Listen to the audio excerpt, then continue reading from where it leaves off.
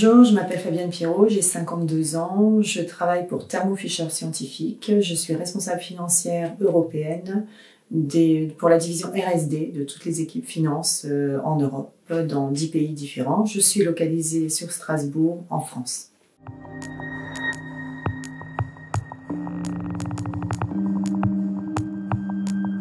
Alors j'ai deux filles, une de 23 ans et une de 16 ans. J'ai donc eu deux grossesses en fait. La première s'est très bien passée. Je n'avais aucun risque de facteur de prééclampsie, sachant que je n'étais ni obèse, je ne faisais pas d'hypertension, je n'étais pas née par prééclampsie, donc aucun risque et aucune détection particulière liée à la prééclampsie.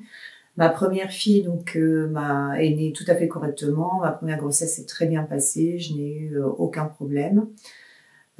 Pour la deuxième, donc ça a été un petit peu plus compliqué puisque j'ai découvert au 6e mois et demi de grossesse que en fait j'étais en pleine crise de prééclampsie avec une complication qui s'appelle le HELLP syndrome, donc qui endommage le foie en plus du reste de tout le corps en fait.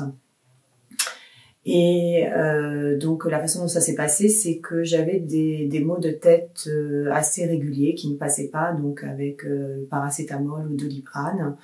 Je suis donc allée à toutes mes consultations gynécologiques en temps et heure et personne ne s'était rendu compte de rien jusqu'au 23 décembre 2005 où l'on m'a dit bah non, votre tension est très très haute.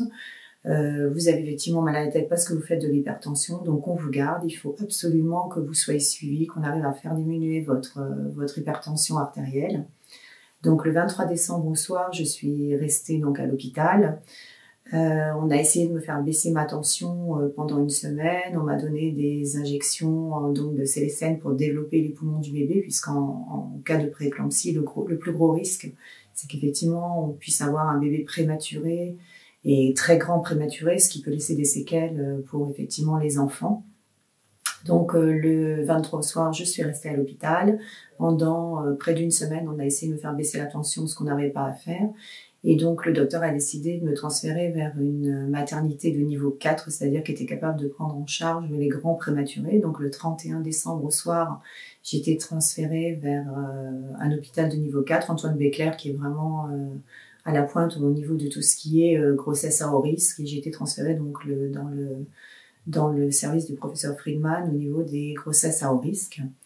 Donc là, j'y suis restée jusqu'au 10 janvier, où le 10 janvier, on m'a dit on peut pas continuer à vous garder dans l'état dans lequel vous êtes, il va falloir que vous accouchiez. Donc j'ai ma deuxième fille qui est née de manière prématurée, donc qui est née à 31 semaines, donc une grande prématurée. Donc elle est restée, alors moi je suis restée à l'hôpital à peu près 3 semaines suite à mon accouchement. Ma fille est restée près de 1 mois et demi après sa naissance, donc en passant par la néonate.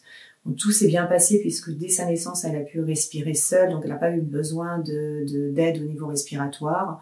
Elle a maintenant 16 ans et tout se passe très très bien, mais c'est vrai que ça aurait pu être quelque chose de dramatique et pour moi et pour elle, puisque effectivement en prééclampsie, et la mère est en danger et le bébé est en danger de par sa prématurité.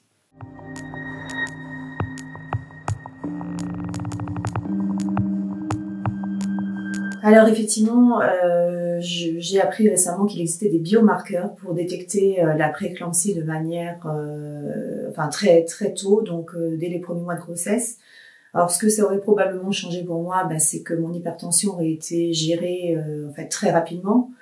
Et on aurait pu effectivement éviter la naissance prématurée de mes enfants, de mon enfant en tout cas. Donc c'est vraiment quelque chose qui est absolument indispensable. Et ce que effectivement je souhaite pour mes filles, puisqu'elles seront probablement sujettes peut-être pas sujettes à prééclampsie, mais en tout cas elles devront être surveillées de manière très très particulière, c'est qu'effectivement elles puissent bénéficier de ces biomarqueurs qui pourront leur permettre d'avoir un suivi correct et d'avoir un suivi plus régulier liés effectivement au risque de prééclampsie et probablement pourront leur éviter de passer par l'expérience par laquelle je suis passée, et je pense que chaque mère souhaiterait éviter ce type d'expérience. Donc j'ai beaucoup d'espoir par rapport à ces biomarqueurs.